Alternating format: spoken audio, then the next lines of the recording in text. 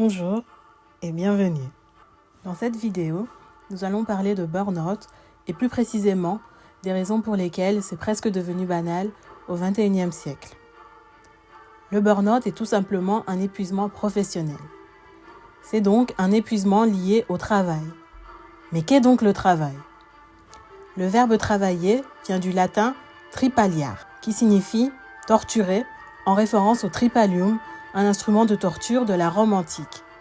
Dans les mots travail et travailler, il y a donc originellement les notions de torture, de souffrance, de douleur. Plusieurs interprétations peuvent être données à cette racine.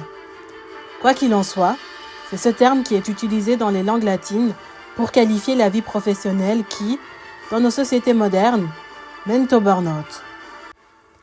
Cela n'a pas toujours été le cas. En Égypte antique ainsi qu'autour du bassin du Congo et en Afrique de manière générale, travailler était synonyme de faire, dans le sens accomplir sa mission de vie. Dans certaines langues bantoues comme le lingala, les verbes faire et travailler sont d'ailleurs toujours le même mot, puisqu'à l'origine et avant la colonisation, ces sociétés étaient initiatiques et les personnes y étaient amenées à accomplir leur mission de vie. Cet aspect de la culture a été perdu avec la colonisation, comme bien d'autres aspects culturels des sociétés africaines précoloniales. Revenons au XXIe siècle. Assurez-vous d'être abonné à ma chaîne et de liker et partager la vidéo après l'avoir regardée. Le monde moderne dans lequel nous sommes nous a progressivement habitués à vivre et travailler à un rythme qui au départ n'est pas naturel, mais plutôt industriel ou mécanique. Autrement dit, avec de la torture.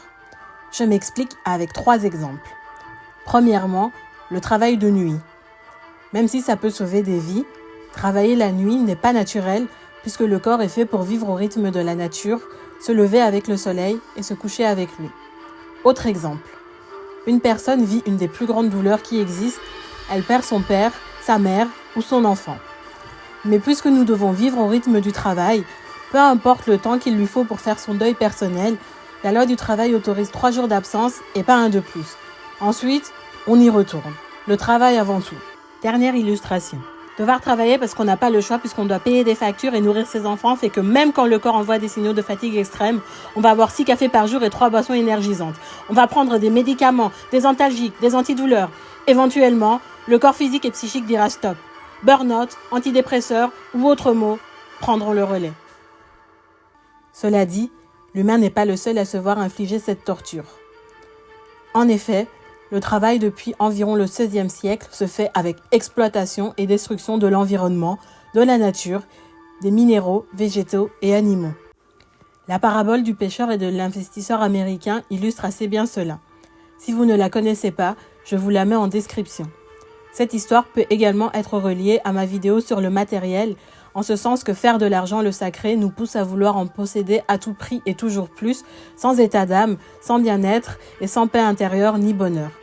C'est aussi comme ça qu'on se retrouve avec des ouvriers qui font grève, sont en dépression ou croient que leur vie est finie parce que leur usine va fermer.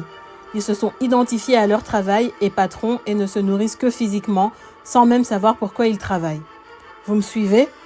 Si je vous ai perdu, regardez ma vidéo sur le matériel, les idoles, les institutions et l'identification pour comprendre les liens.